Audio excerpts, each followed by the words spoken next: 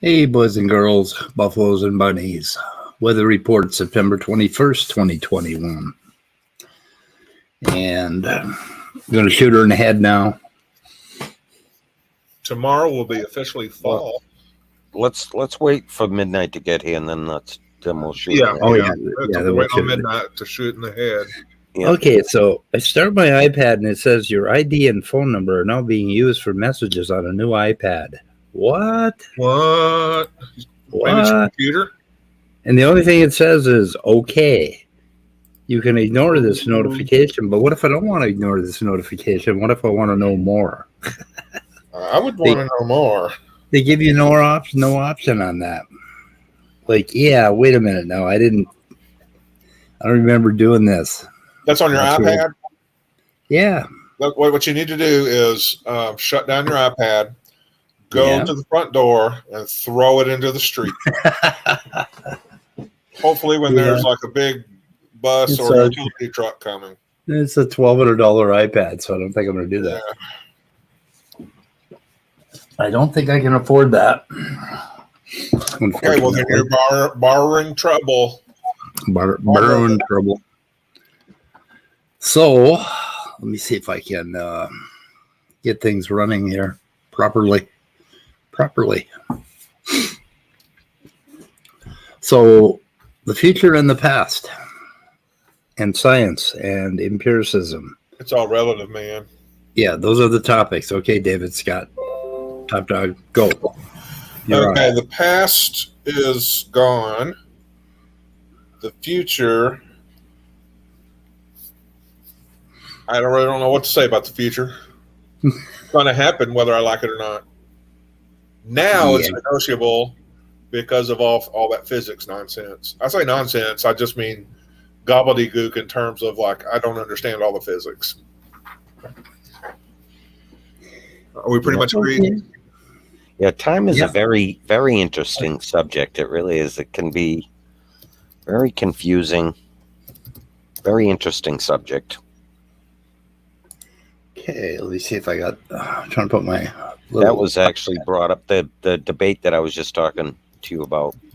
That was kind of brought up. Time was mentioned in that debate a little bit. Really? Yeah, I think somebody. I don't know if somebody asked. That was Matt Dillahunty, just so the audience knows. Matt Dillahunty and that Michael Egnor. Yes, I think the question. I can't remember if it was Matt that asked the question or if it's. Yeah, I think Matt asked him the question whether he adhered to the A theory or B theory, and his answer was he doesn't. He hadn't really thought about it much.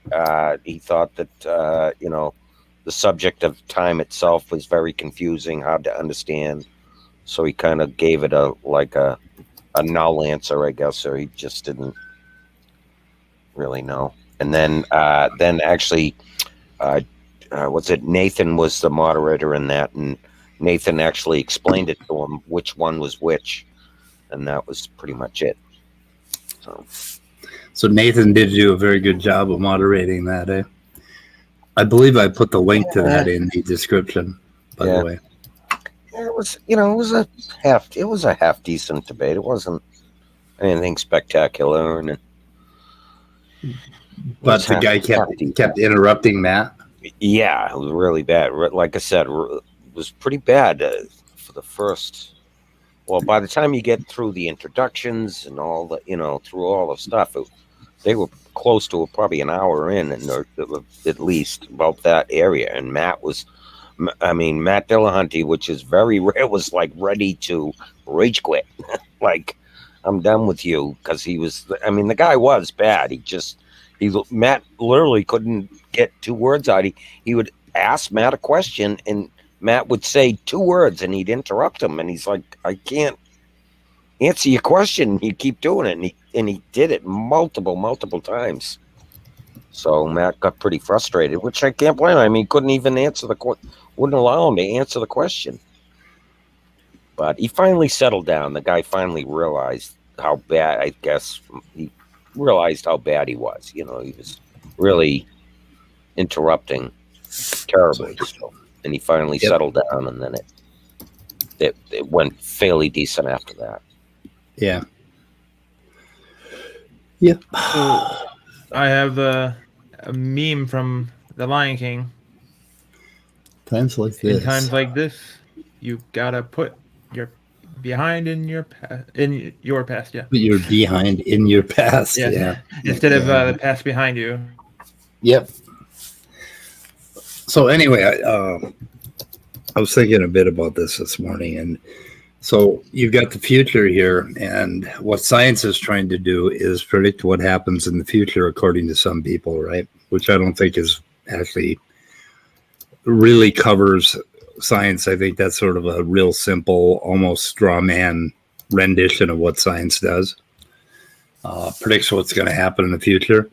The creationists will call it historical science, when we're trying to figure out what happened in the past. But basically, we're working in this little window right here, which is where we can get empirical evidence about what's going on. Like, we can do a test here, and then we can do a measurement here, and then do another test here, another measurement there. And of course, we're always sliding into the future, right? So as we move along, and as we start to record things like genomes. Excuse me. Are you saying that time keeps on slipping into the future? I'm not going to comment on that, Scott. Great song. All right, I was just trying to be clear. Great song.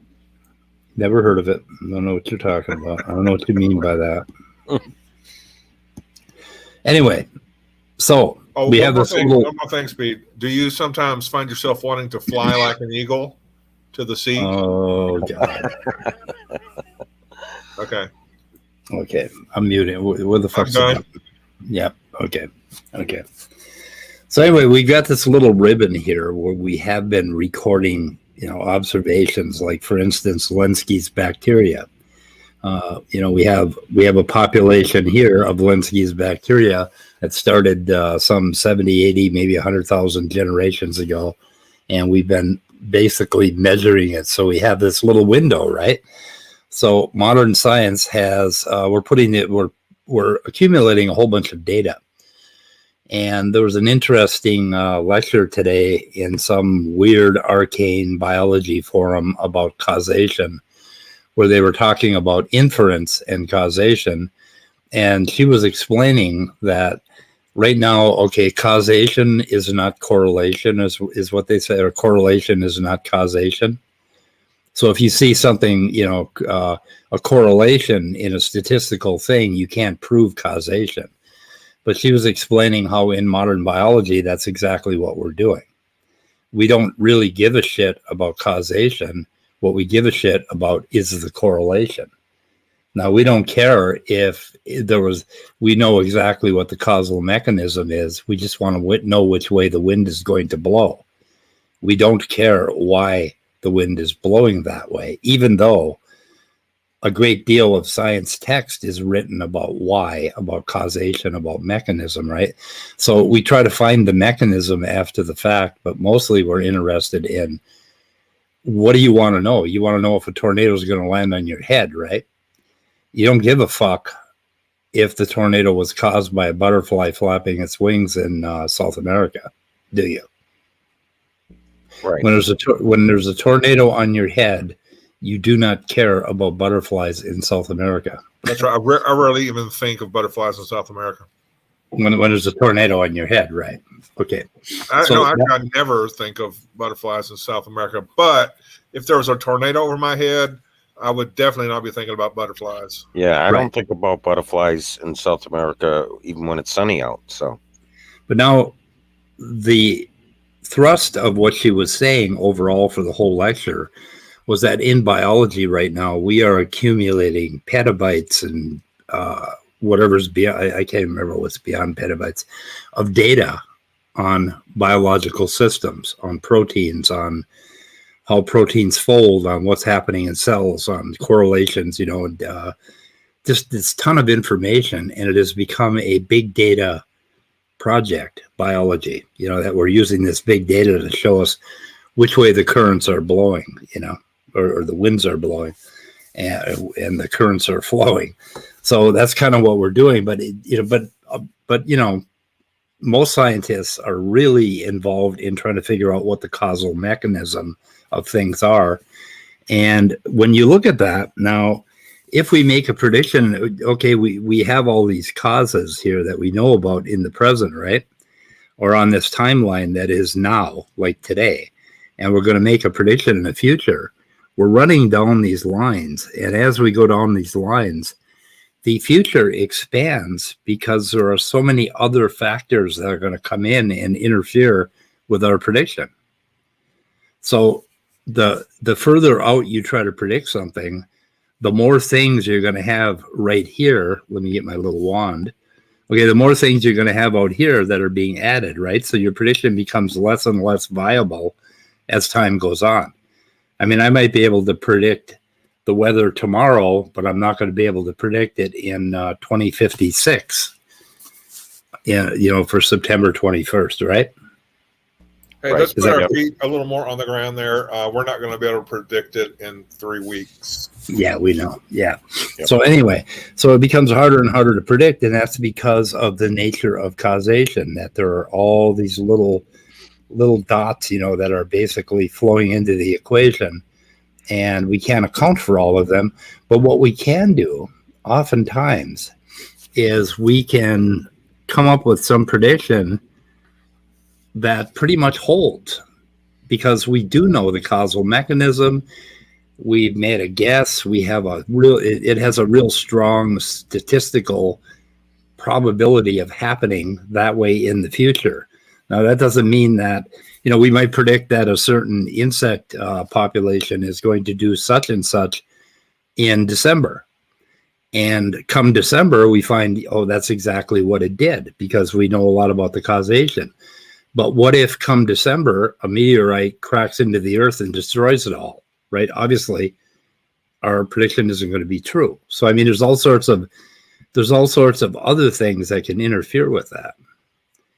Now, okay, is that clear? That the future becomes, but we can make predictions, and we can get better and better at making predictions, but we can never hope to be perfect. We can never tell you exactly what's going to happen. Theists hold that right over your head, right?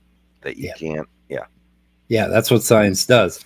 But now let's reverse that cone and look over here at the past, right?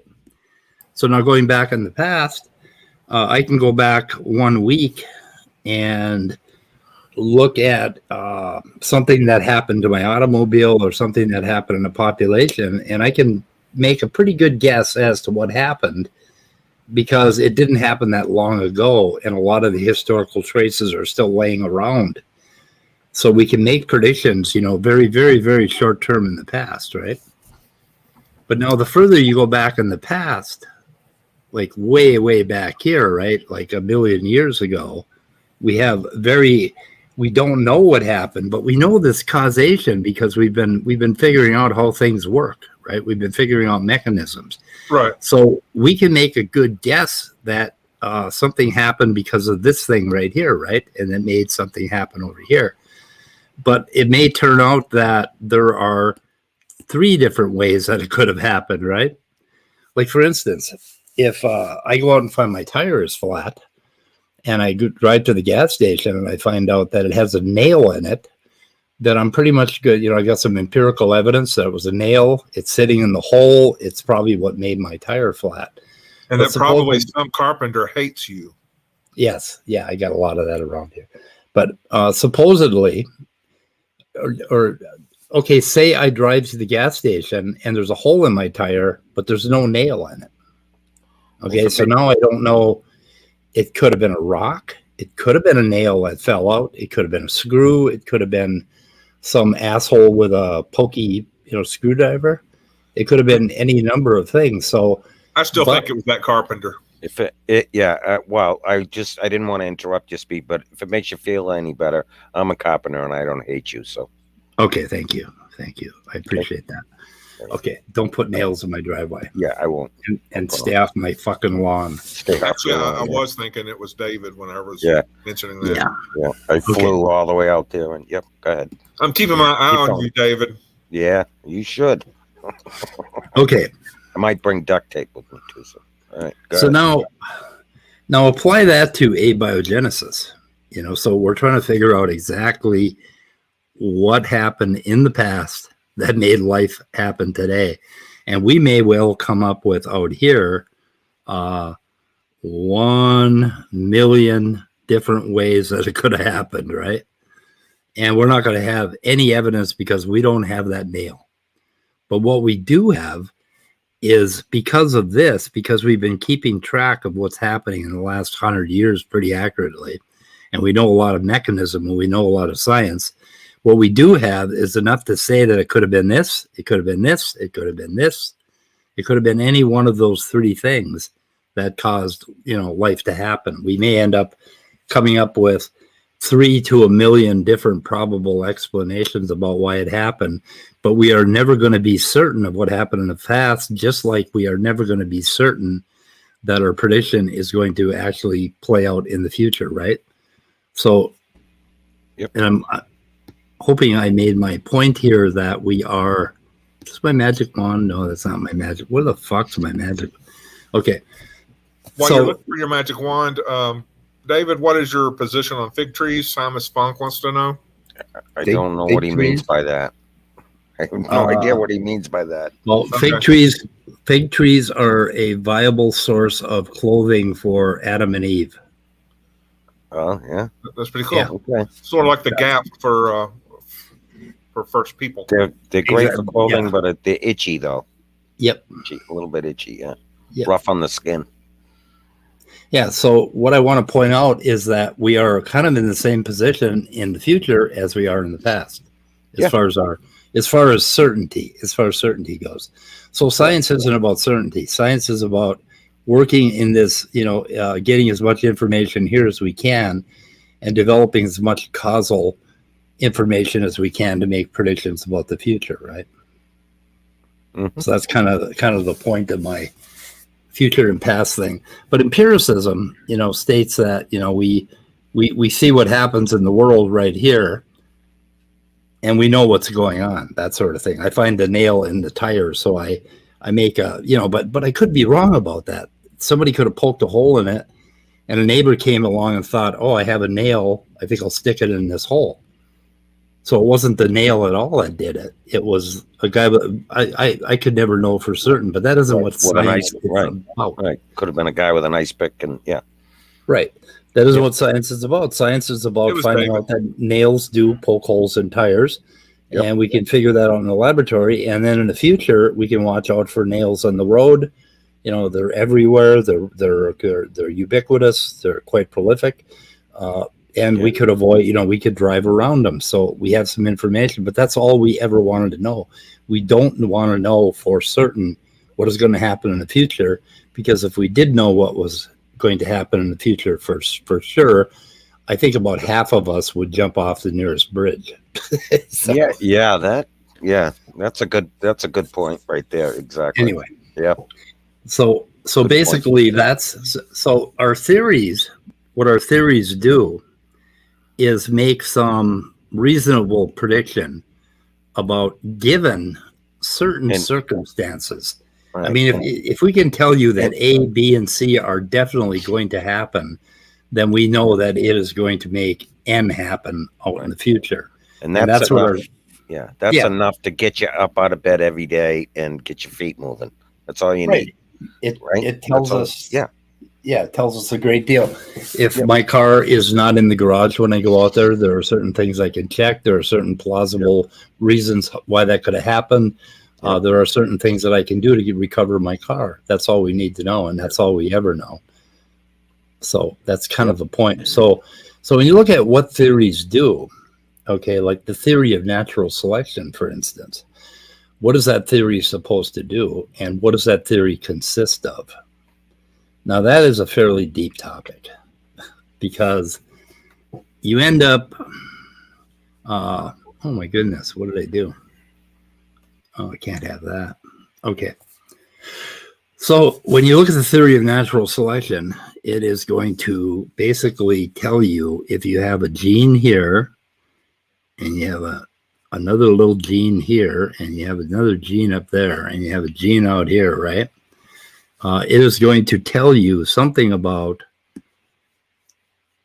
what a population will have. Okay, you have a population, and each member of that population has some subset of these genes, right? So it'll tell you something about which genes go from the current population to the future population. And that's what natural selection can do. And we figure that out in a couple of different ways. One way is to look at, we could actually count the genes in a population today, and then count them again in the population tomorrow, like Lenski is doing, and then next week, and on and on and on, and we can watch how the population changes, right? And what we'll find is that for every one of these genes, every one behaves in a very different manner. We'll find that some of these genes are in all of our populations, no matter how far we go. And we'll find that other genes are mutated quite a bit. We'll find that some genes just completely fucking disappear and are useless. Okay. So what natural selection gives us is a framework for deciding exactly which gene will stick around and which genes may not stick around. And we do that by a whole lot of different models and little mini models, and it's mostly mathematics. So it's models in mathematics, because we don't know what the actual universe is doing in terms of causation, right? We don't know if a meteorite's going to strike in December. So we obviously can't account for that. But what we can do is say if all of these things remain the same as they are today, we can tell you what is going to happen to those genes in a population. And to do that, we use the theory of natural selection. And the theory of natural selection consists of a whole bunch of different things that have to do with genes and how genes end up in the future. And that's what the current theory of natural selection is. And we can do that with mathematical models. And that's population genetics. So because we know that we have 2 copies of every chromosome, right? We are a certain kind of model. We're going to model that differently than if we only had 1 copy.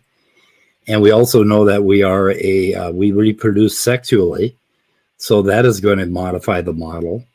And for all the different ways that organisms interact and develop, we are going to have different things that go into these models in mathematics, and we will be able to make very good predictions about what's going to happen to genes in the future.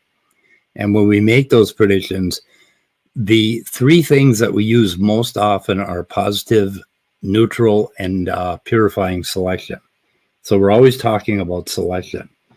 So when you have a philosopher coming at you saying natural selection doesn't work, or you can't use it, the problem, most biologists almost swallow their tongues because, their eyes get wide and it's like, what the fuck are you saying? Because everything we do, we think of in terms of those selective filters when we look at populations. We go from one population to another population to another population. We are looking at selective pressure. So we are looking at natural selection. And that natural selection is, you could think of it as a filter. So the example that they like to use is marbles through a sieve. So if we had a box of marbles and they were of various sizes, and we had a little sieve, that had 1 inch squares, all of the marbles that are 1 inch or less in size would fall through and the rest wouldn't. So our future population would only have marbles less than an inch, in diameter, right? Yep. Okay. But now they will come and say, well, but you can't account for what if red marbles and blue marbles and green marbles are put in the box. You can't account for the number of red marbles, green marbles, and blue marbles that are going to fall through the sieve. And the answer to that is, you're right, we can't. Right, yeah. But what we can do is look at it and say, aha, all the marbles are less than 1 inch. But when we look at the color of the marbles, they seem to be randomly distributed. Yep. So obviously there's no selection pressure for color of the marbles. Yeah, one thing for everybody who doesn't live in Minnesota, maybe it's called sieve, a sieve. Yep. That is all. What do you guys call it? Sieve. Or colander, right? Sieve? Does somebody call it a sieve? You're calling it a sieve, but I've always heard it as sieve. Now, of course, we could take a poll, but that's all I've ever heard it as. But I'm saying regional differences. Regional differences. Well, my mom and dad used to call it a sieve, and I always said, "No, fuck you, it's sieve." Oh, okay. So this is just your own unique pronunciation. Okay. The comedy just happens here, folks. Okay. Yeah. Yeah, I mean, I knew how to spell it. Mom and Dad didn't. I'm better than they were. I'm better than my parents were. I'm a virgin. Interesting story. I've never ever in my life written the word sieve. Really? But I've heard it and pronounced it. Anyway, okay. So. Anyway, that's just a little bit on natural selection. So I don't understand this. No, the other thing that Danny said in the current Twitter fight that he had with Dr. Dan and Jackson Wheat is he said that Fodor proved that there could be no theories of biology. So there can be no theories of biology. So all these textbooks I have back here have nothing in them of any value at all. Right? What's the likelihood of that? Yeah. because some philosopher had a problem with intentionality with an S. Therefore, the entire field is invalid. Yeah. We can't do anything. Yeah. Fuck you, Jerry. I do have my own proprietary language. Yeah, I grew up with a bunch of people that couldn't Trademark pronounce speed. I grew up with a bunch of people that had never heard of any of the words that I was reading in the books, right? So I had to make up my own fucking, spelling of everything. But now I have something called Emma Says on Google. And Emma got sieve wrong. Let's see what Emma says. Let's see what Emma says. Emma about sieve. Is it Emma Says? No, it's... See, when I was learning to read, I kept trying to pronounce says, which is a confusing thing. Yeah, it's like I gotta mute my weather report here before I run Emma Says. A lot of times when you Sieve. Emma Says Sieve. There you go. Mom and Dad were right. Hey, gotta love Mom and Dad. I should have listened to Mom and Dad. God damn it. Fuck it. It's there's a lot of YouTube videos out there that are, I don't know who they're done by, if they're like done by really good bots or whatever, but they'll be going down a script and then all of a sudden they'll mispronounce a word that, I've heard and used millions of times in my life. And it just irritates me to no end to where I obsess about it for like 5 minutes after they do that. But Yeah. it's kind of weird. Yeah. Yes. Is this no? This isn't Emma says. This is something else.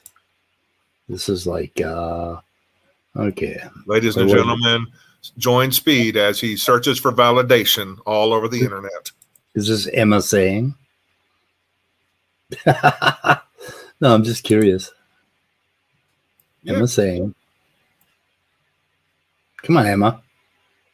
Say something. Emma's not saying.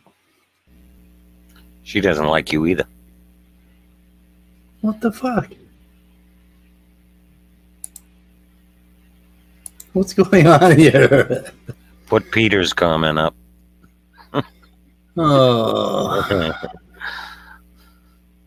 Peter. Yeah, that's good. Yeah, Emma's not saying a damn thing here. I don't know what's happening. I guess Emma doesn't know how to say sieved. I was sieved. I found Jesus and I was sieved. Yeah. Oh, that's a good one.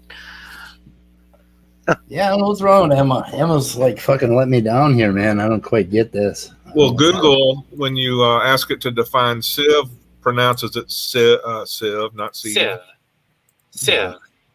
Sieve. Can y'all hear that? Sieve. Say it Yeah, with me. Sieve. All together, Well, you know. Sieve. Sieve. I don't know. I think what y'all ought to consider is that everybody else is wrong and speed of sound is right. That's you ought to consider. Yeah, think about That that. would be the last thing I would consider. I don't know. I think that should be the first thing that comes up. Yeah. It's my opinion. Yeah. I'll be back in a minute. Emma says, fuck speed. That's what Emma did to me. Pretty amazing. Okay, guys. Anyway, I don't give a fuck what happens after this. So I'm gonna open up the chat. No, I don't care. Do you guys care? Give a shit. No, I don't. I don't give a rat's ass. Yeah. Me neither. You can all take a flying fuck at a rolling donut for all I care. I had a rolling donut. Take a flying fuck at a rolling donut. Now picture that in your mind. That's just a wonderful my God. expression. You want to hear something really strange? I almost got my arm taken off by a dog, and I tried to give him a donut yesterday. Ooh. Now that you mention it, yeah. He tried to take your arm instead. Well, no, he wanted to try to take my arm off, so I said, "How about a donut?" Because I had a donut, and he didn't. Oh, you like the negotiated donut. with him? Yeah, I tried to, but he wanted no part of it. He wanted the arm. Yeah, he wanted the arm, so I said, "Okay, see you later." Yeah, well, you missed out on a donut. I was trying to get into a house, and nobody was home. Ooh. I wasn't actually breaking into the house, but I needed to get in the house. And the dog didn't know me, and the thing was having none of it. Yeah, they're pretty good that way. Yeah, this dog was. There was actually two dogs. The other one was really nice, but this one was having none of it. And so I said, "I'll fix your ass." So I sprayed him with an air hose. I went, the high power, like a little spray nozzle on a compressor air hose, throwing those out, it's 100 pounds of pressure there. So I just went, squirted him with it, and he freaked out. He was afraid of me for the rest of the day after that. For those of y'all who were feeling anxious because I was away from the YouTubes, I'm back now.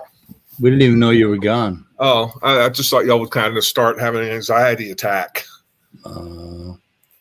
Nope. Hey, have you Ooh, what do we seen my got? Adidas shoes? Your what shoes? Adidas, the brand? Oh, Adidas. What the fuck? What the hell was that? That's something Maker has posted. 15 German brands you pronounce wrong. Oh yeah. Yeah, and then we have let's see here. What did CGI anim? I swore I clicked on the link that Stephanie provided, right? Did I not? Do the readers really know the meaning of the words? So I'm not sure what the hell. I'm not sure what that one was. Anyway, so the weather report just went to hell. Holy shit! That has to be the first. I've never seen Stephanie post anything. Have you? I know. Yeah. Huh? It's like That's CGI amazing. animated short film Devotion by Team Devotion.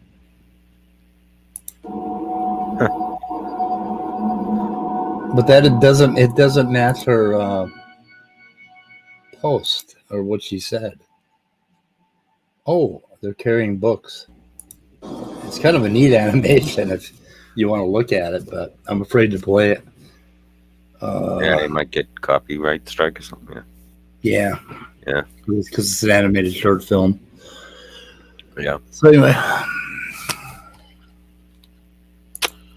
So does that make sense about empiricism and time and the future and all that? Did I manage to add anything to anybody? Yeah, you definitely. It does. I've seen similar kinds of presentations about the arrow of time. Yeah. The arrow of time. Well, we're bouncing Simon's around, so I'm going to let you do it, Scott. Put some very good explanations in. All right, there we are. Hey, Simus. Hello. Yeah, just as a point quickly, says and says are both valid. I've heard people in this country pronounce it both ways. Yeah. Wow. I think Northerners tend to say says. You know, I'm really sorry for the people I mocked to the point that they cried about that use of that word all my life. Oh well. There's two different ways to spell it too, right? SAIS and SAYS. I don't know about IS. SAIS is a French word, isn't it? That's French, yeah.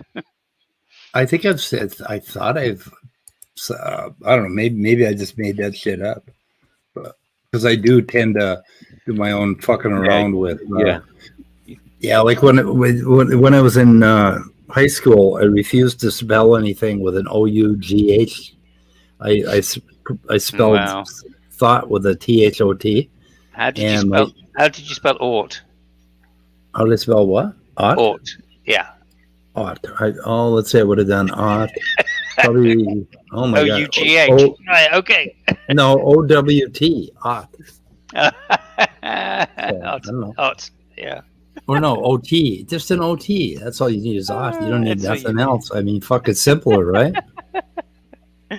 Anyway, it's definitely simpler. The G and the H, they really don't make much sense being in there with it. No, they don't. I think there's a historical reason for that, though. Yeah, well, fuck historical. It's like having an appendix. It's just something you don't need really that bad. So I got into this big tussle with my 8th grade teacher when I turned in poems that, where I would spell it like that. And I wouldn't use punctuation either, because I thought it was like cruel and unusual to use punctuation. Yeah. And capitalization and all that other crazy crap. So anyway, I got in a kind of a problem with her. But yes, I do say maths. That's because there's an S on the end of mathematics. Math. So do y'all like viciously mock Americans who visit there that say math? I don't know. Obviously not, because I grew up in Canada. So I had I came back to England and they used to mock me savagely for not being able to spell properly and spelling words with a Z when it should be an S and all this kind of stuff. Well, the English, there's a goddamn cocky about this. It's like they invented the language. Yeah, just because they invented the language. Damn it. No, they didn't. Everybody knows they didn't. No, listen to the way they say methane and glossier, and fucking well they don't know what they're talking about. I mean, they didn't invent the language. I think it was the Belgians. It was the Belgians that invented the language. It's like English is the meatloaf of the culinary trade. Because you really don't need much to make meatloaf. You just grind up some beef and then you mash some, crackers or oatmeal or whatever you use in it. And then you just pour in whatever sauce if you're going to use one. There's just no skill involved. That's the English language right there. It's all just blob together. There is that certain sense to it. Yeah, we have a bit of romantic language. We have a bit of Germanic. We have a bit of Danish, bit of whatever else. Well, y'all don't know how to spell. Bit of Greek, bit of Latin. You know. You got them all. Yeah, absolutely. That's because everybody wanted to come there for some reason. Well, everybody wanted to conquer here. It's a good place for rape and pillage. So I've heard. Yeah. Well, at first I think everybody wanted to go there for the tin. That's right. First tin, then gold, then silver, and then the tax money. Yeah, and maybe some of the forestry. And the women. Let's not forget the women. My version of history is the Romans taught the English to rape and pillage, and then the English spent the next 1,000 years doing just that. To everybody, yeah. Perfecting it, yeah. Yeah. I mean, that's not strictly true, because actually it was the Danes that conquered Normandy, okay? Oh. And not Norsemen, right? Normandy. And then the Normans conquered Britain and the rest of Europe, Sicily, Italy, France. So, and obviously Jerusalem and the Middle East and wherever else they decided to go.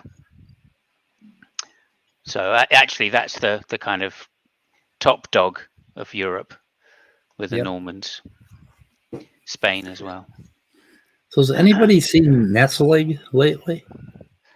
No, not for here and there, but not around here so much. We need to just make him come in to the stream next few times we see him. Well, I invited him yesterday, and he did not show up. Maybe he doesn't like us anymore. I don't know. Maybe we pissed him off. I love all these English jokes in the side chat. Very good, guys. Very funny. Very funny. So what's all this about empirical evidence? What was the point about that? So let's get back to some seriousness. Yeah, well, the point was about the way the way the past and the future expand away from the present and what we could figure out about what's going on now. And science has been pretty much working for the last 100 years seriously. In biology, science has been only working for the last 20 or 30 years recording data. So we have all of this information and we can make predictions, but they're never going to be, we can't predict. There's a whole lot of stuff we just can't predict. Mm-hmm. And we don't even care about predicting, right? But there are some statements we can make that are pretty well backed up, and we can make some pretty good guesses about what's going to happen tomorrow and the next day and the next day. But as far as what populations of insects are going to do for the next 100 million years, no, that isn't quite what biology is trying to do. We're not trying to figure out what every trait is out there for the next 100 million years. Ain't going to fucking happen. So just like, and in the same manner, when you look at, we look at abiogenesis and the problem of how life began on the earth and how eukaryotic cells developed and all that stuff, we can come up with really good, plausible causal theories about all of that. But we can never know for sure which way it actually happened because something else could have happened, right? So you can't really tell. It could have been God, right? No. But yes, the exact theory could be is likely to be unknown in terms of certitude. But of course, that doesn't mean we can't make highly probable models. Right, and that's the best science can do anyway. Although with biology, it's especially difficult because of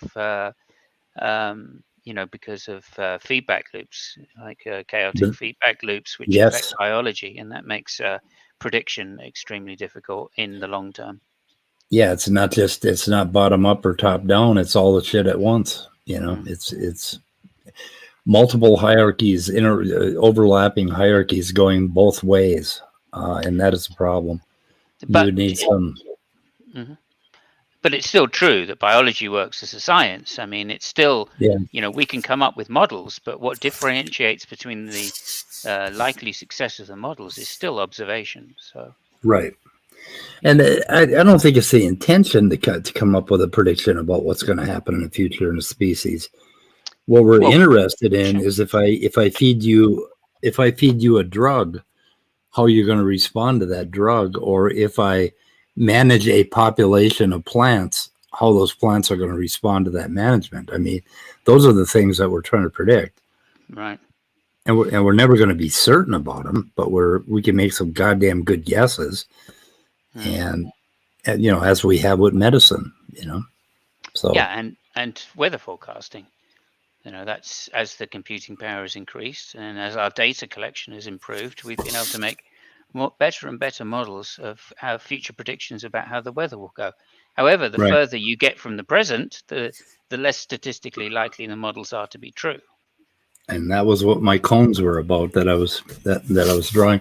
Yeah. But the interesting thing between those two cones is this empirical ribbon where we have been keeping data and we've been keeping track of things. I mean, it isn't going to be perfect data, but that little ribbon is what gives us the power to make those predictions about the future and to make those hypotheses about what happened in the past. And to at least make them comfortably likely, you know, I mean, that's the best you can do. So, yeah, I would say that, yeah, like with the weather, we can go back and tell you exactly what the data points were in the past. We can make a line and draw that line and therefore give a prediction about the future. Yep. But it's nothing more than a prediction. And as I say, with the weather, it's the further you go into the future, the less likely the actual weather is to be correlated with that line. And I guess it's the same with evolution. You know, the environment can change, in which case the prediction from the past is going to be incorrect, right? But that doesn't mean we can't model environmental change and then add that into our model to improve predictions about likely data based that the species will be affected by. So again, there's always going to be, and this is the point about modern science and computing power and taking data and having you know, larger sample sizes, etc., because that's always going to improve the accuracy of particular predictions. Yep. So anyway, on the whole natural selection photo thing, Danny wrote this interesting thing on Twitter. Apparently, Danny admitted to Dr. Dan that it was a straw man argument, which I think is what Fodor does. He straw mans natural selection. And Danny said, I don't remember that. I remember trying to say that even if Fodor doesn't have the right conception of NS, he has an auxiliary argument for why there can't be any unified theory of biology. Okay, that's pretty epic. And of course he used the word. He put the adjective "unified" in there. What the hell does that mean exactly? I'm guessing that means some complete theory of biology, as if that's possible. If that's possible, yeah. And I don't think anybody's saying that a complete theory of biology is going to and so that is going to be able to be modeled because it's so complex, you know. So that right there would be a straw man, building a straw man right there, claiming that there should be some law, you know, like physics, you know, like the law of gravity that will tell us. I mean, yeah, maybe that is the case, that there will never be a unified theory of biology. That might be the case of that. We might never have a unified theory of physics. That might be the case, right? But does that mean we shouldn't look for one? Of course not. Of course not. And if it's false that there can't be any unified theory, that doesn't falsify NS, natural selection, right? Unified is that? Yeah, I know. Even if there isn't a unified theory of biology, that doesn't falsify NS. That's just that's a non sequitur. We have still been able to figure out quite a bit. Yeah, just the same as you know, for the same reason that you know, just because we don't have a unified theory of physics doesn't mean that general relativity is false necessarily, only in the extremes, right? And our theories of biology could be just applicable to particular species or particular types of species. And that might be, they might be absolutely true for that. It might be just true that you know, natural selection only applies to I don't know, species that have a particular complexity. That might be the case, right? So abiogenesis could be out of the reach of a unified theory of biology. Yeah. Well, Herbert Yaki claims to have proven with mathematics that it will be impossible to ever figure out exactly how abiogenesis went. And and he shows it basically. The whole book is just filled with mathematics, trying to express how impossible it is to go back 4 billion years and figure out how this thing happened. And the reason for that is not because it couldn't happen, but because there are too many ways it could have happened.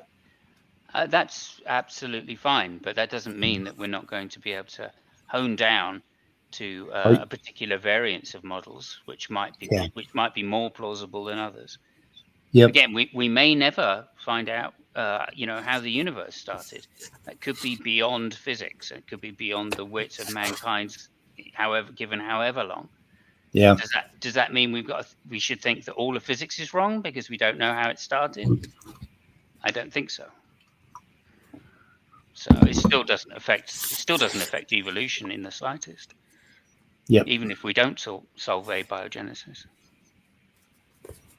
And that means not having abiogenesis as a unified part of biology doesn't falsify natural selection. Yeah. Well, natural selection, when you look at it, it's purely mathematical.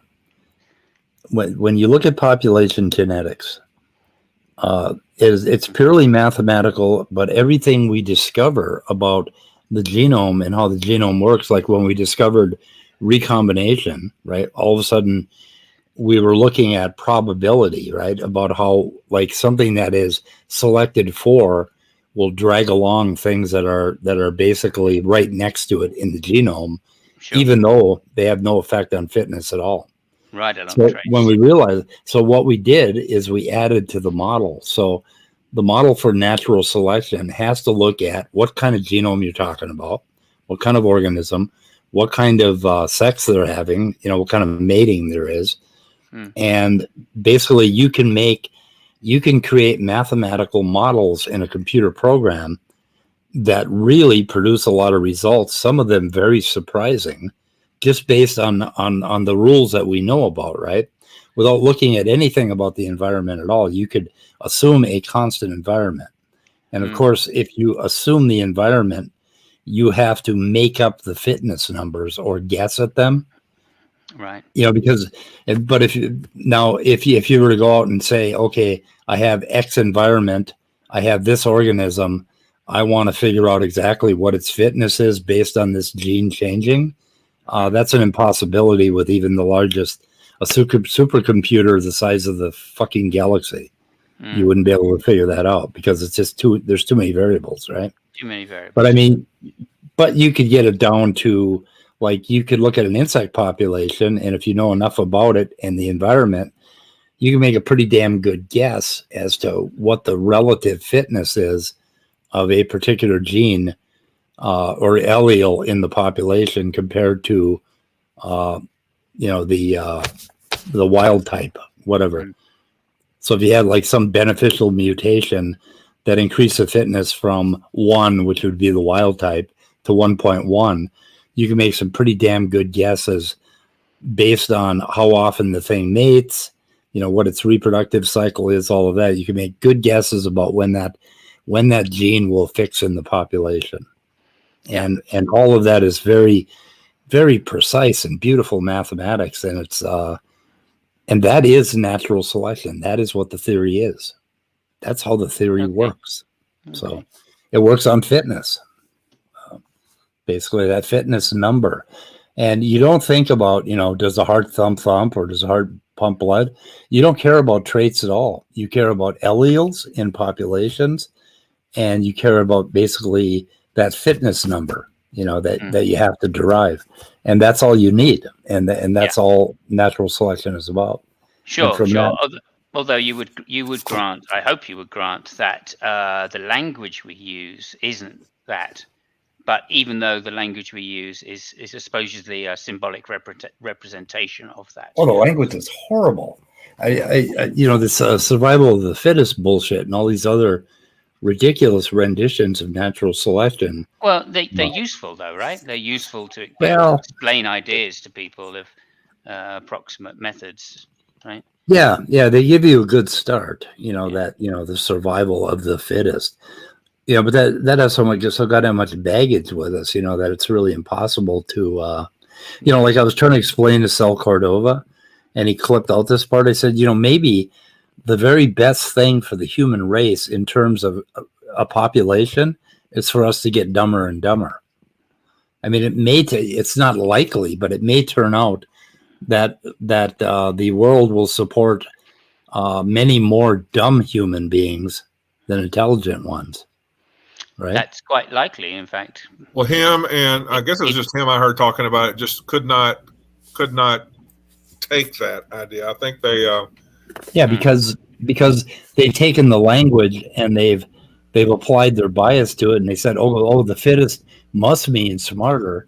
Just because we were raised in America, where being smart is supposedly better, but never achieved. Well, I mean, I would imagine even before civilizations, then intelligence was a fitness producing trait. Okay.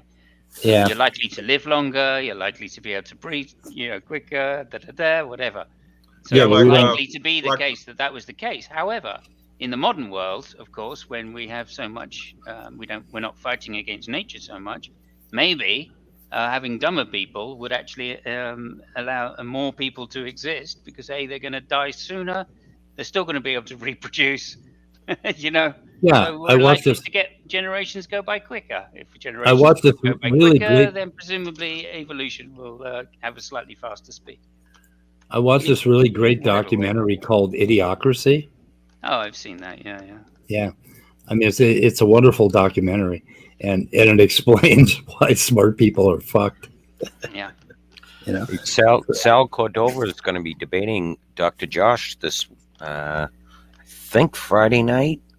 Oh, wow. Friday or Saturday. What's the topic? Dr. Josh. It's Skylar Fiction and Dr. Josh. It's double team in Canadian Catholic in Sal Cordova. Modern day debate. Yes. The topic is. Good question. I can't. I'll find it. What it is? No problem. Did the baby Jesus masturbate? Old Testament ethics? Oh, Sal thinks he is the thing. And who's Sal teamed up with? Canadian Catholic. Canadian Catholic. Oh, Canadian Catholic will just put his forehead against the camera and twiddle his fingers and just jibber jabber. Yeah. Wait a minute. It just shows. It doesn't have them on there, but Skylar mentioned it. Dr. Josh. Skylar mentioned it today. Yeah, Dr. Josh and Skylar are on there, but not Sal Cordova. Right, I know. But that's Skylar said it today. So I guess okay. Those are the partners. That should be interesting anyway, because there's nobody. None of them are. Is this it? In the game a while. Biblical morality. It must be like Saturday, isn't it? I heard it out of Skylar's mouth. He mentioned it today. So, Yeah, Old Testament ethics debate. That's what the title says. So, slavery. I guess that's the one he was talking about. Yeah. Genocide. That should be a good one. I'll put that in the description in case anybody cares. Yeah, I didn't think either Canadian Catholic or Sal Cordova like to discuss that topic. I know. I was shocked too. Unless maybe they changed the topic though too. I don't know. Well, Sal is kind of getting into the whole church ethics thing, to his detriment. I think it's driving him crazy. He hasn't done a lot of content lately, and he got involved in that whole church politics fiasco. And since then, he's been he just seemed like he's struggling a little bit. I don't know. Yeah. But it'd be interesting to watch him try to debate. Check that comment out, because if that doesn't say everything about Or What- what a straw man argument is going to be had on that debate. Atheists angry with God and arguing he is wicked and cruel, while they have no moral justifications themselves for making moral judgments. So everything they say is worthless, which is funny. Just think. Where's that at? I didn't see that comment. That's the comment in the side chat of this. Oh, up there. Okay, so Yeah. Good. Yeah. Still, speaking of which, Otangelo's here. He makes a similar argument. Is it really Otangelo? Yeah, I think it is. It's definitely. I'm suspicious. This is me. Yes, that's him. Sorry, can we just do the Kermit test? Go ahead, Othangelo. Well, I wanted to jump in because it's Peter. Okay. You still don't have an argument for the origin of life, and if you don't, then we know by repeated experience that the origin of blueprints. I'm going to be Peter. Contains Joel, please. I need to interrupt you here. I'm Peter. I'm Peter. I am Peter. My partner is here with me, and we are disagreeing with you very much. Finish? No, you may not, because what you are saying is wrong. We know by experience that the origin of blueprints containing instructional complex assembly information dictating the fabrication of complex machines, robotic production lines, computers, transistors, turbines, energy plants, and interlinked factories based on you're totally wrong. You're totally wrong. Look, you need to Can I please finish? You need to smoke some spliffs and actually have some prostitutes for Why a while. you Then you will understand what morality is. Okay. Okay, is this Peter or Dr. Josh? I can't tell the difference. I can't tell. First, play the Benny Hill theme. That's the litmus test. Yeah, it's a litmus test. Yeah, I'm pretty sure it's not Otangelo anyway. I'm pretty sure it's Speed, you have a way of determining that. I do. Oh, somebody's playing it. That's Peter. Oh, that's not a bad one, though. Not a bad one. That was a good encounter. But, Peter, do you realize that for the time it took you to come up with that list and routine, you could have actually learned something useful in your life? Well, I think the people who could have learned something are you, because I have been on here and I have brought forward all of my reasons why an intelligent creator is required. But all the reasons are invalid, and you read from these mangled scripts. Can I finish, please? Oh, if you have to. Can I please finish? No, please don't. Please don't. Let him, please. Use a Kleenex. If I can read you a quote from Stephen C. Meyer, The Return of the God Hypothesis. The process of natural selection presupposes please, the differential reproduction of already living organisms. Otangelo, that is an argument from ignorance. It is an argument from... Yes, you're arguing from false authority. It's a fallacy of the biggest phallic type. It's argument from the fallacy of Othangelo. I can read you a quote from Alimi Mario, The Amazing Journey of Reason from DNA to Artificial Intelligence from 2020. No, Darwin probably didn't propose a theory for the origin of life. An argument from the biggest dick. Because applying Darwin's mechanism of natural selection to the you have a small weenie. In Therefore, your argument is false. It's like comparing apples with pears, according to Johnson in 2010. What's more, the idea that a self-replicating molecule with an information content casually appeared in primordial soup as imagined by Dawkins in 1976.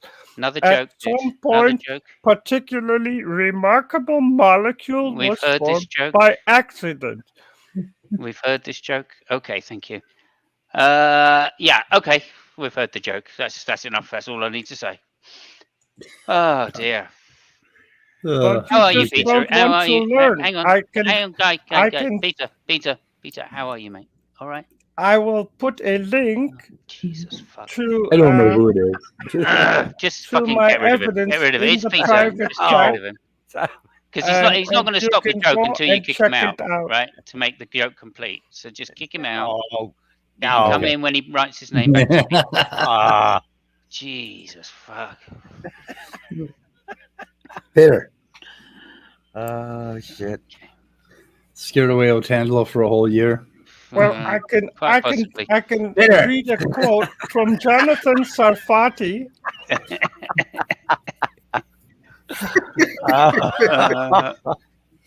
Dear. This is great. He has a Dutch weenie.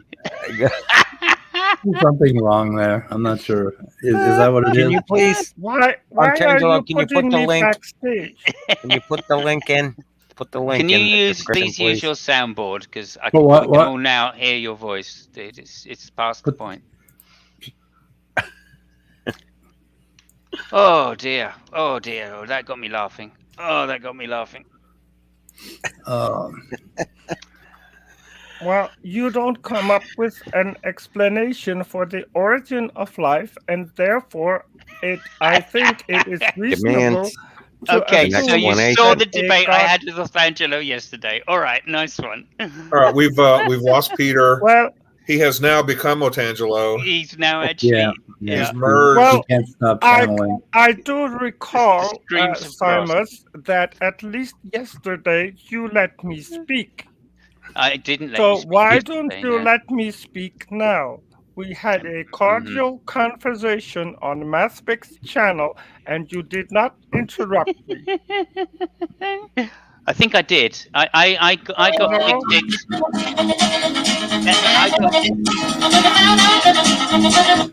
Thank you, Gur, by the way. I Well, got if dicks. you're I going got to dicks play once, that, I and you will had dicks. leave, and I will no longer join your live stream Oh, and my. see for another 4 weeks. Now Thank that would you. that would Thank actually God. that would actually be that would actually be proof of God if that happened. Yeah, I know. It's like, oh God. Oh dear. You know, when he threatens Oh, me Brilliant like Life. that. Hello, darling. Thank you. Nice to see you. Thank you for coming Okay, so by. when was that? Please remember 21 to like hours? and subscribe. Was that Well, 21 I hours think ago? it is very Yes, I think childish so, yeah. to just play a song if you cannot refute the arguments that I bring to the table. Mm. You can simply open my link. Okay, everybody will have to do an impersonation of Otangelo now. If everybody speaks, it has to be in Otangelo voice. I don't do that. I'm sorry. Sorry. Uh, Oh, that is unfortunate because that proves that God exists. I think people trying to impersonate Excuse me, please is stop doing occurring that. on several channels. No, please don't interrupt me. It is Please. occurring on several channels, and I'm about to be fed up with this. I want Oh. to have a decent conversation about the origin of life, and you do not have any evidence. So all you can do is mock me and try to impersonate me, and that is just showing how weak your argument really is. Okay. Naturalism of the gaps. Right, Angelo? Naturalism. It is. I actually, as you can see, I am Orangutangelo, not you, and I know how the universe was created. Well, if I on can my read blog, a quote from I Paul have Davies, who says that the mathematics is very unlikely, that fine-tuning must have existed, and the only explanation is chord. It's like the European Union and the Brexit people are are settling their differences by seeing who can do the best impression of Otangelo. Don't know about best. Well, Don't make me pull a trigger. I have put in the link in the private chat to my factory maker argument. Life comes only from life. That And he has really has never as well. been disproven. Therefore, that should, in my view, be the default position. Living cells store hang on a very second, complex please, my and brother epigenetic Othangelo. and One genetic moment, information through the One genetic moment, code please. We and have. over 14 Excuse me. epigenetic Why are you languages, interrupting me translation again? systems, and Please don't signaling interrupt networks. me one These more time. Let me information I am finish. going Let to me leave. finish. describe and instruct Please. I'm rage quitting. We have we have Randall Damn, you made Tangelo Speed here. rage quit. Hello, Randall Tangelo. Would you please like to say something to everybody about the beginning of the universe and the fine tuning? Congratulations, you've got the host to rage quit. I think your That's pretty bad, isn't impersonation it? of me, Simons, is childish and is really uncalled for. Yes, I have I joined don't like here to Simons have at a all. respectful conversation, Simons, he and you strawmans are my not able. arguments all Why the time. are you over talking? Look, you are over talking me. Let me finish. I'm Please. finishing. I have to finish. If otherwise, you cannot finish. That is quote-worthy gold right there. Okay, guys. Now, I'm going to be on Godless Granny's stream in the near future, where she'll be talking with Otangelo, the real Otangelo, who sounds just like you two. I am the real Otangelo. I am the real Otangelo. Please don't interrupt my other Otangelo. I'll be kind of moderating to keep the conversation going, is what she's asked me to do. It's more of a conversation than a debate, but is what she's intending. But she needs a third party in there to kind of keep things. Yeah, kind of moderate things. Yeah.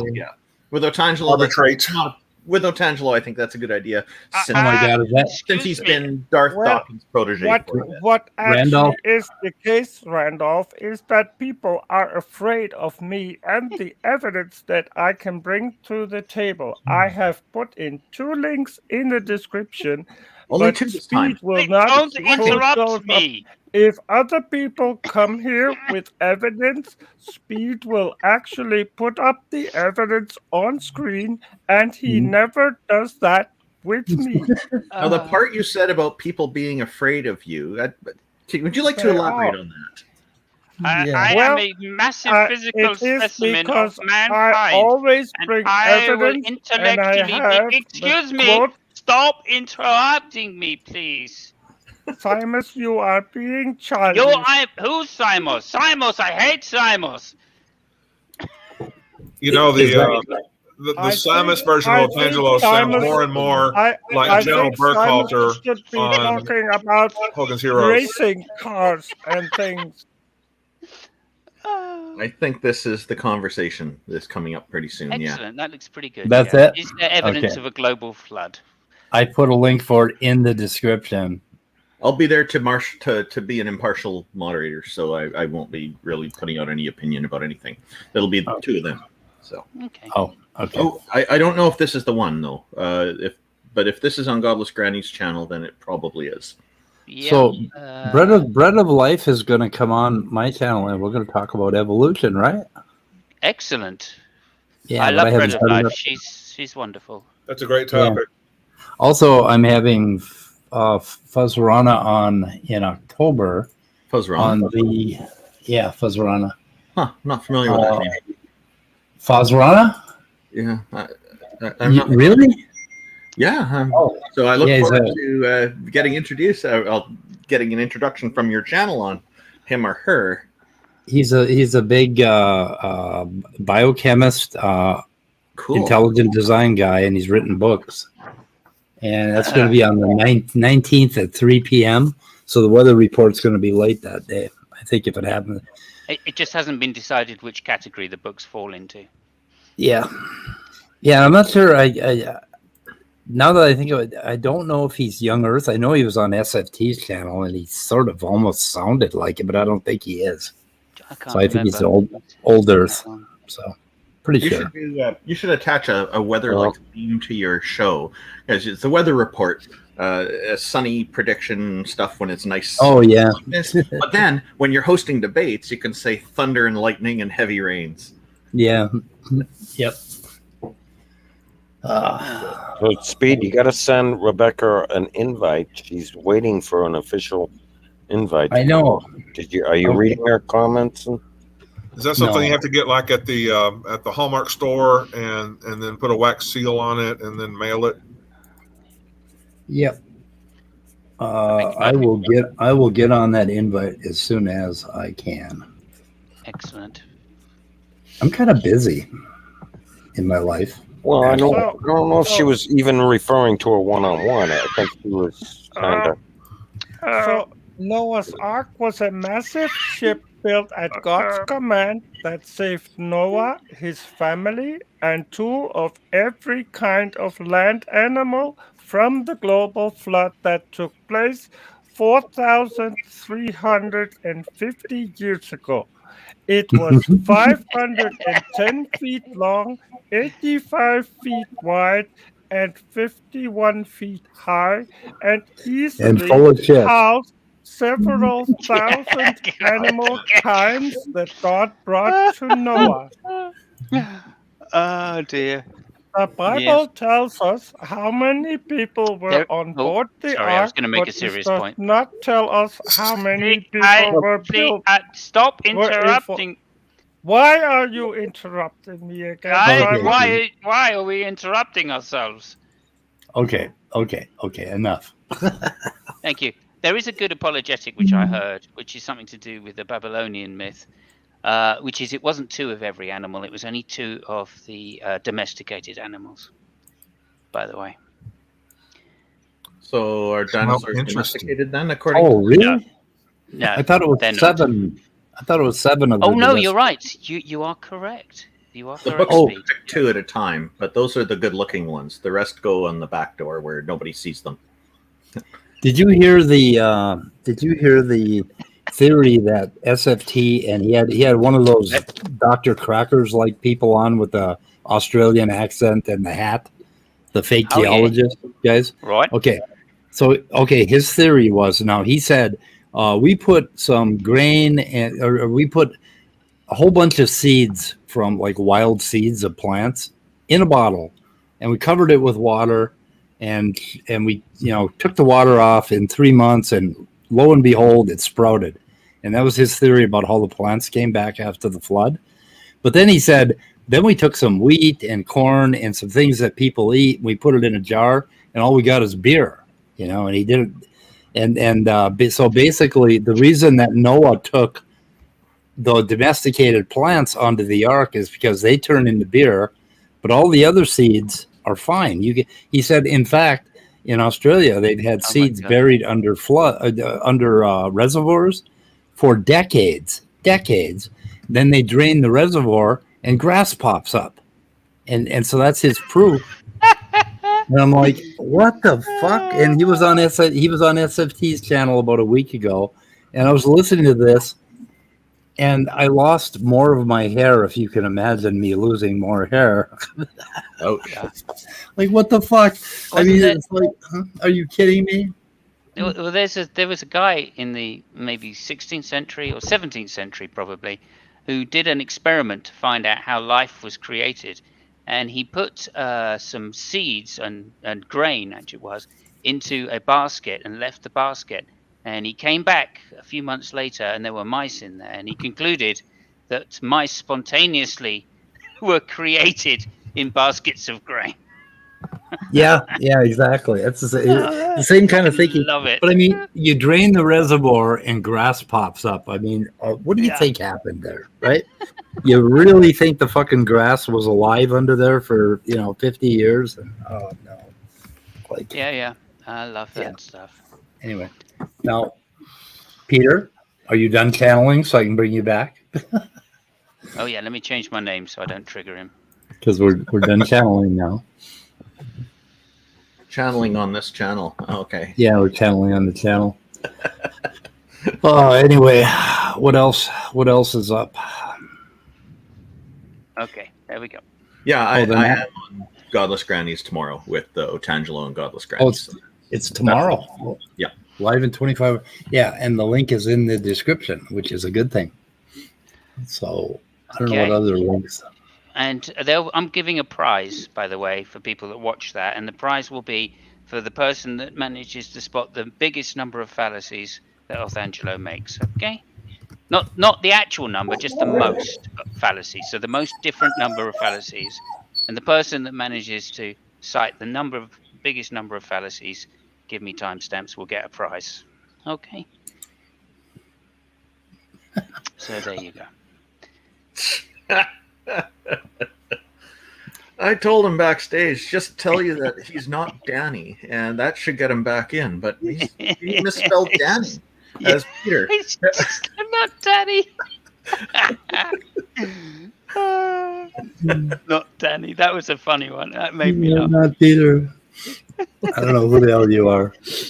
You certainly are no Tangelo, or if you are, you started drinking again. Well, that was funny, but it went way over the top. But it was it just went too long, guys. It went too long. There's commitment, and then there's worry about if you're going to have to commit the guy. Yeah. Yeah. And it's a blurry line, isn't it? Boy, it gets blurred all the time here on this channel. That is true, CRISPR. One thing I know, CRISPR, is it's probably not you. Anyway, not CRISPR. It's not going to be CRISPR, no. Who has the biggest fellas? Let me have a think there. Okay. Of all the dick pics I've been sent, I think it's Johnny Wad. Right? I have no idea. No idea. Johnny Holmes? Well, I'm just trying to think of within our community. Oh, okay. I'm thinking Johnny Holmes. Oh, yeah, I know. A guy called The Beautiful Reality. Really? He has the biggest, yeah. The Beautiful Reality. I've forgotten his actual name. I'm still subbed to his channel. He's a great guy. That name rings a bell. Okay. Yeah, he's a rapper stroke porn star. Oh, okay. I've seen very young ponies that would make him blush. I doubt it, actually. Really? I've seen some of his work. It's fairly extensive. He's a great guy, Beautiful Reality. If you check it out, check him out because he does some good music. You know, these guys are really, really, really big dicks. If they pump it up with blood, do they go unconscious? I've often thought that. I've often thought that must be the case, but it doesn't affect me. Look at that, backhanded. Oh. Ooh. Back when I was a youngster, my first wife and I went to this Chisholm, Minnesota. We went to this weird porn theater, right? And we walk in there, and they got a fucking sheet hung up in like some warehouse, and with a bunch of like seats that were all welded together, but they weren't glued to the floor. And anyway, and we were there, and everybody was there had suits and ties on, and we were like 19 years old, and they were like 50, and 40, and we were like really freaked out. But anyway, so saw this Johnny Holmes, right? He comes out, and he couldn't get an erection. I mean, it hung down to his fucking knees, but it wasn't erect because, and I deduced that if he got erect, it would kill him, right? It would because this is like all his blood would drain to his member, and that would be the end of the fucking thing. But anyway, and we saw this wonderful video called "Doctor, I'm Coming," and these nurses had these cans of cum spray or some fucking thing, and it was like, and we walked out after but we were kind of afraid to leave because we didn't want to stand up. Are we still alive? What the fuck did I just walk in on? Alive. Cans of cum spray? Cum spray, yes. Yeah, it was the most fucking incredible thing I've ever seen. I don't know, Chisholm, Minnesota, Field of Dreams. That's where that ball player came from. That was Chisholm, Minnesota. Anyway, it was a it was a well-known porno theater on Main Street in Chisholm, Minnesota, back in the 1960s. And Sorry, Chisholm, Minnesota. Chisholm, CH. Yeah, Yes. Chisholm, Minnesota. Chisholm. Home of the cum spray. Home of the cum spray. Yeah. Please, and somebody say something about science. Please, science. please. Well, this is science. I mean, we're talking about whether or not you can get an erection with a 14-inch dick. I'm sure you can, dude. That's pretty scientific. I don't know. I say I'm sure. I say I'm sure. I wouldn't want to Okay. find out, but No, I wouldn't want to fucking see that shit either. you know. But anyway, it's biology for you. It's incredible. hi, Peter. Hello. Oh, it's Peter here. Hello, Peter. Good to I'm see here. you, mate. Yeah. How's everybody doing? Oh, please don't interrupt me, we're- Peter. What? Yeah.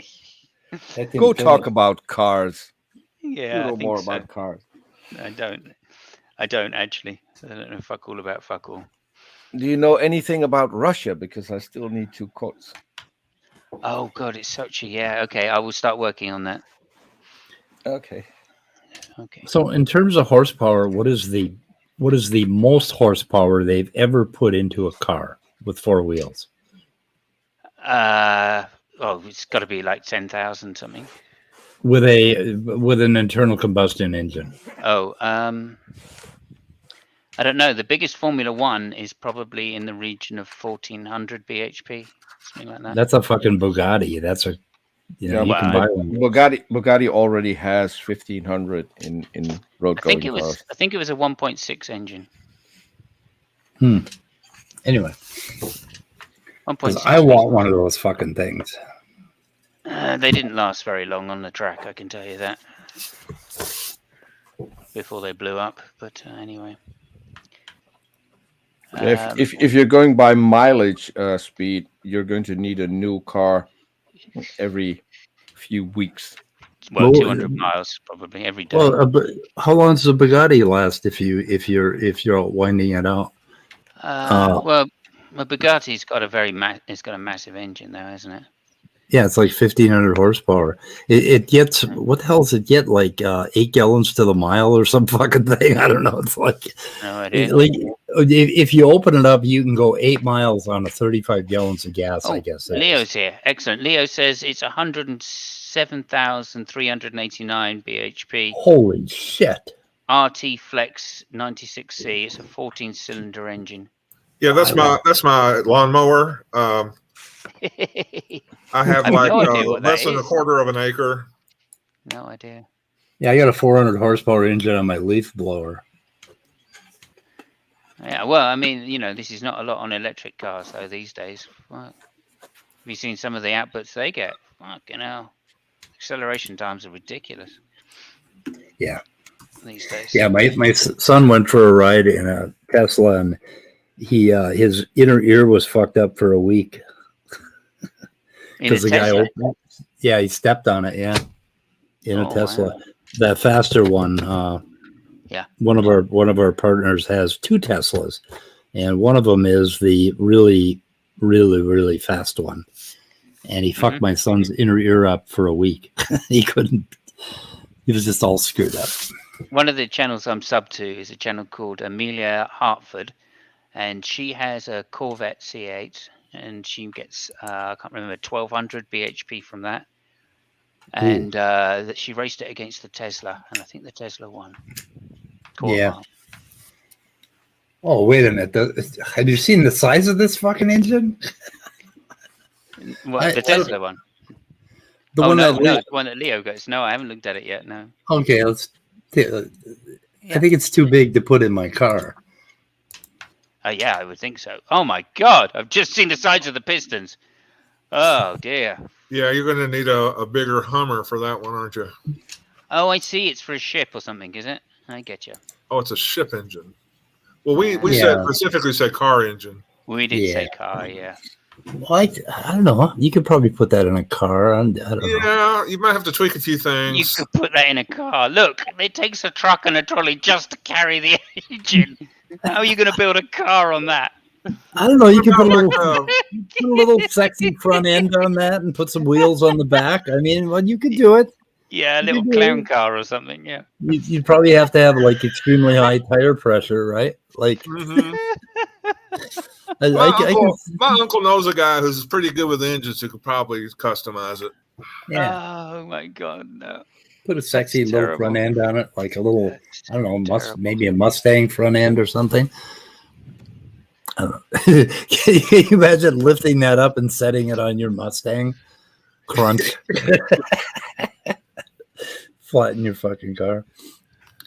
Yep, that's a little bigger than we were thinking. But that's pretty cool. I'd like that. Yeah. That would be awesome. That's cool. Well, there's a nice one of, if you look up Spitfire engine, there's a guy, really nice guy, Guy Martin, used to race TT, motorcycle rider, and he bought a Spitfire engine and put it on a frame and just used to he starts this thing up in a field and it just shakes the place. You know what I mean? Spitfire engines, V-cool. They sound great as well. Supermarine Spitfire? Yeah. Rolls-Royce Merlin. Bearing in mind this is in the 40s, you know. Rolls-Royce made all their money making truck engines, was it? Do you know? I don't know. They didn't. They didn't make any money on the car. So. Oh, I thought like during World War II they made jet engine or not? Airplane engines, right? Yeah, that's what it was. It wasn't truck engines, but they made their money on that, and the car was just sort of a showpiece thing. Yeah. Don't know. I mean, their cars go back to like 1908 or something, you know. So they used to test back in the 60s. They would crash test a Rolls Royce by with 50-mile-an-hour collisions, and they would use the same car to do front, back, and sides. That sounds like it. Yeah. Oh dear. My cousin. And some of them, they actually welded the hood shut. You weren't supposed to look under the hood at all. You had to go to a Rolls-Royce dealer to basically get them. And I think like an exhaust system cost back in the 70s like $6,000 to replace your fucking exhaust. It's like a Bugatti. It cost I think it costs $24,000 to replace a tire on your Bugatti. Wow. I believe that. I believe that. My father used to have in the 60s, late 60s, he had a Rolls Royce, and the next door neighbors, well, we had several actually, and in the 70s, but the next door neighbors keyed the car one day coming home drunk. It cost him £8,000. This is back in the 70s, early 70s. £8,000 to get the respray done. Wow. Yeah, just from a key. And yes, we charged them. Did you caught them? You caught them. Oh yeah, we knew who did it, and we went round and made sure. Their parents had to pay. Not all of it, but they paid some of it. Wow. But it was a beautiful car, though. Oh, silver cloud. They were beautiful. Something. Yeah.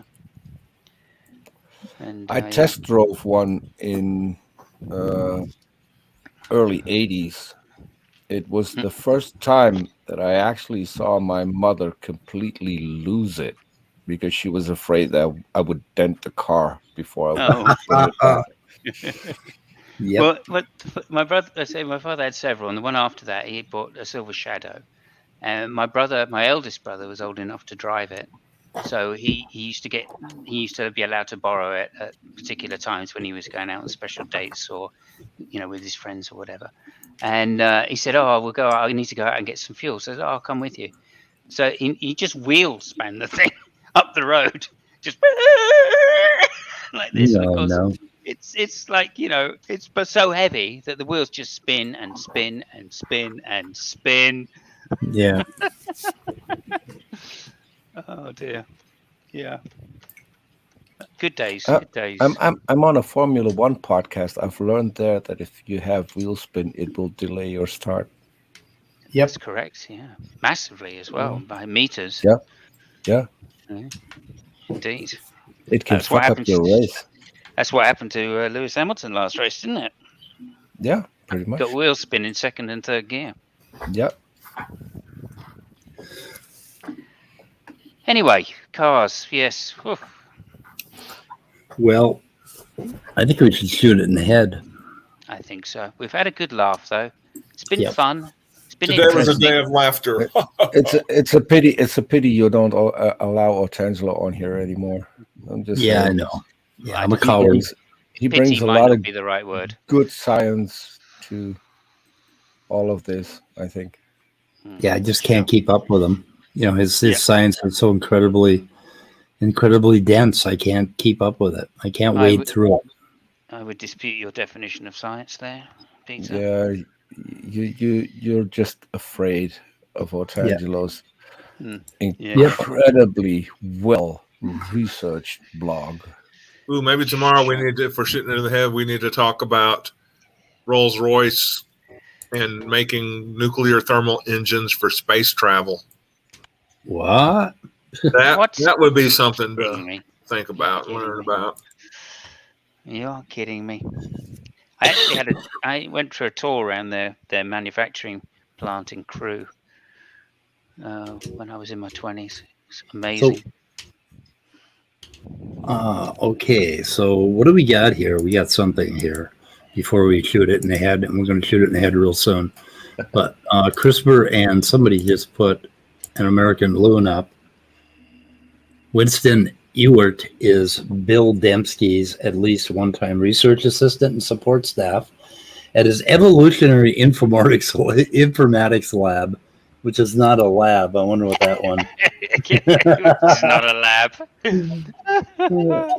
That's hilarious. Not a lab. Yeah. Evolutionary informatics. What the hell? Deranged creationists, here are your instructions. When I click that link, it's not a lab. Oh, that little scamp, Bill Dembski. What the hell? Hey, do they have an entry in there for Andrew Wakefield? Let me take a search. Andrew. Yeah, I think that's how it's spelled. Nope. I recognize that face. Why did it come up? Okay, Andrew Wake. Okay, so yeah, they must. What the fuck? Yeah, there he is, or there's something. He's in the Skeptics Dictionary, which looks like a different website. Yeah, fewer fine. youngsters. I was just curious. Youngsters worldwide are dying of recently was threatened by an anti-vaxxer. They're going to sue me big time, and I'd better be scared because they have access to a fund that's very deep pockets. It's a secret fund for anti-vaxxers who need to sue people like me who push back against them. And this secret fund apparently is provided by Andrew Wakefield, because apparently he's really rich. So I told the guy he doesn't have my permission to sue me, and I haven't heard anything back. So what are these quotes? To our community, Andrew Wakefield is Nelson Mandela and Jesus Christ rolled up in one? What? Oh, I love that quote. Oh, more like he's at the George Soros of their community. Nelson Mandela and Jesus Christ. Oh dear, that's great. I wonder. Is he the one? He's the one that did the autism and vaccines. Yep. And he admitted it was a scam. He made the claim and has produced the only study, which was a fraudulent study, that falsely claims that vaccines cause autism.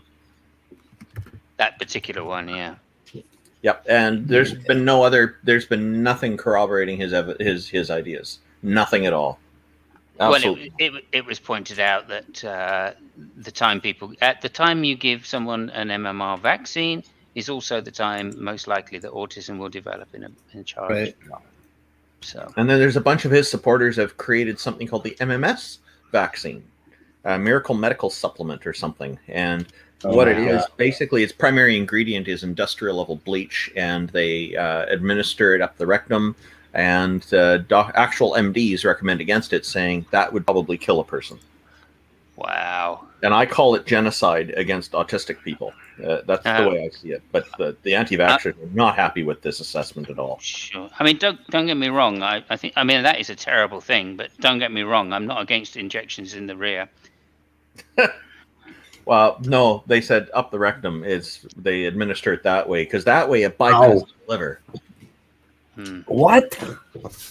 Great. MMS vaccine. You look it up, you'll find it. MMS. Wait a minute, you can't bypass the liver by injecting something up the. They're kooks. I don't believe anything they say. Yeah, of course not. Oh my God. Okay. Except maybe the reports where they get arrested by the police. Yeah. Mm. Oh, this is interesting. No free I wonder where lunch they do. food. Which country do they do all this work in? I wonder. America is one of them. There is a phrase. Now, what's the phrase? Only in America. Only in America. I encountered one such MMS proponent here in Canada a few years ago, so I reported them to the police. Yeah. Good. Yeah. MMS. Seriously. I say only in America. Of course, they are exporting the Looney Tunes idea of science worldwide. Well, I think anybody promoting something like that should be reported to the police because they're putting people's lives in danger. Is it called MMS vaccine? Yeah, that's what they call it, or just MMS sometimes. They're calling the bleach thing MMS. Yep. Because MMS is I'm thinking of MMR, aren't I? Yeah. It sounds close enough to MMR to make me have to think twice. Right. Yeah, I can't find anything for MMS, but I find MMR. Okay, search instead for MMS COVID vaccine update. What is this? Look up Miracle Mineral Supplement. Miracle Mineral Supplement. Yeah, they had to change the word medical to miracle. I wouldn't have classed bleach as a mineral. Oh, they're gargling with betadine now, and now they're injecting. What the hell? They were getting IVs of something. They were talking about it last night on some talk show. They'll stick an IV in their vein and use all kinds of fucking crazy shit, but they won't get the vaccine. It's like Miracle Mineral Solution TGA. What the fuck is this shit? I mean, safety advisory: false and misleading claims relating to COVID-19. Therapeutics. They have a COVID-19 update. Oh my God! I haven't read about it yet, but I'm sure it chastises the autism stuff there too. High concentration of sodium chloride. That's what you have. That's what Hilux is made out of. That's bleach. Some people describe it as industrial level bleach.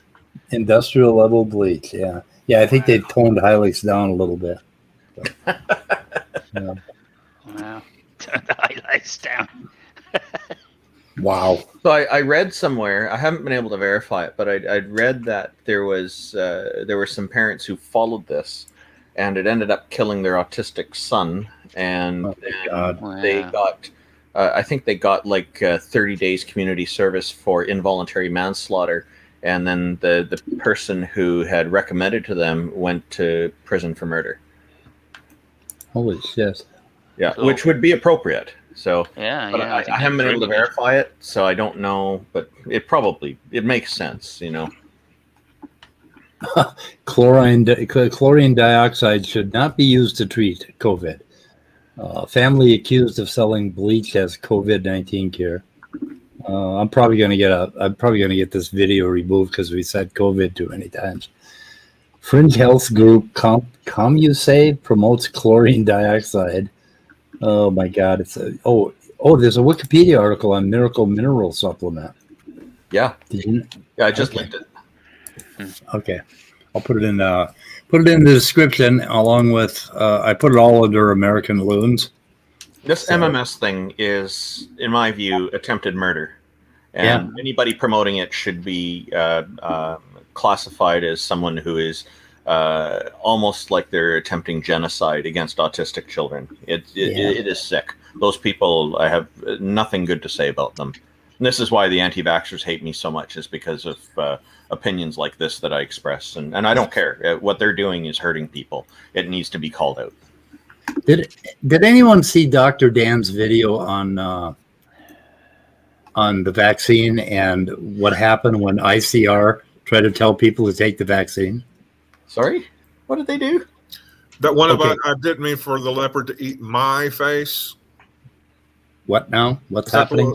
Is that what it was titled? Something about the Yeah, leopard? yeah, that I didn't one. expect Right, a leopard to eat my face. Like right, me, right. not Yeah, me. so- Yeah. Yeah, it's right here. Anyway, let me put it in the description. Everybody should watch this, but it was really interesting, and Dr. Dan made a really important point. Now, they've spent years telling these people about evolutionary or evolutionist scientists being wrong, and then when they tried to tell them, they tried to come out and say, get the vaccine, and all of their peeps said, no, they just freaked out on them. So they got all this pushback, right? Got upset. Oh, gee, that's too bad. It's absolutely amazing. But what did they expect to happen?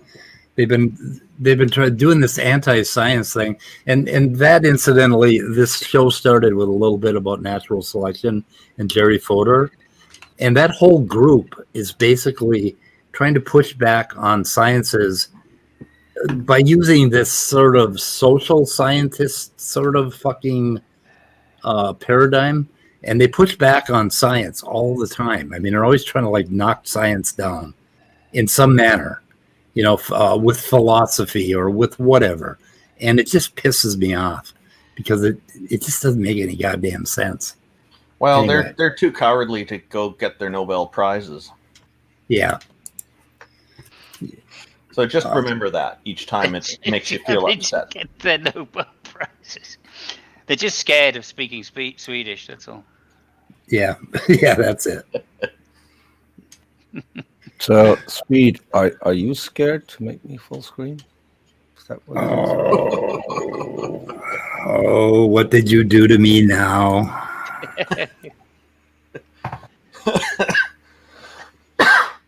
Oh no! And I love it. As CRISPR says, Rectum Yes. Gemeint Weirden? yeah, that's close to where I live. I live very close to rectum. Will I for attention? I'm Oh, I not love it. surprised. You live close to a Surprised. place. If like I that's have to get there, I need to go through enter, Yes. and then I'll Well, reach. Rectum. you know what they say, don't you? Next to the rectum is an asshole. On that note, I'm going to shoot it in the head. Why not? Again. Yeah, again, we're really I- shooting I- in the head this I time. think these weather reports are they're not as high quality as they used to be. So I think you should get Potangelo in more. Whose often. fault is that? Whose fault Yeah, is Peter. Who played the Benny Hill theme too many times? Oh, did I miss that earlier? Oops. I may have caused that. So I've noticed every channel I go on, Otangelo will stop appearing, LPP will stop appearing, Yeah. Praise I Am That I Am will stop appearing. If it wasn't for the fact that they were all God believers, I also would stop appearing. Yeah, I've been thinking about stopping too, Peter. No, not at all. Not at all. Thank you. You're And I'm just- looking forward to our show on Monday, just to start doing some shilling. Which will, of course, be a recount of the Russian GP in Sochi. Yes. Comrade. And we will have amazing footage from Russia. Apparently, Well- yes. We are. I'm paying for a ticket for Peter to fly to Russia to be at the race. And he apparently is going to be a special guest of Vladimir Putin. So watch out for that Excellent. on Monday. Excellent. Hopefully he won't get poisoned. No, Peter, he's the soul of diplomacy. Yep. Yes.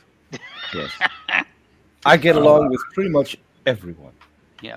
If So you, I if you think- put, And if I don't, I will become that particular person. yes, I noticed that. So if we don't see Peter on Tuesday, you can just imagine. Here's the setup speed. Getting ready for your phrase. If we don't see Peter, it'll be Goodbye, cruel world. Bye bye. Stay thanks, curious. everybody. Goodbye. We'll see you guys. Greetings from the Ghoul.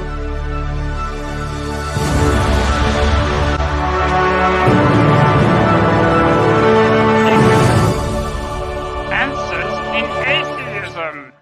Oh yeah. Peter's a coward.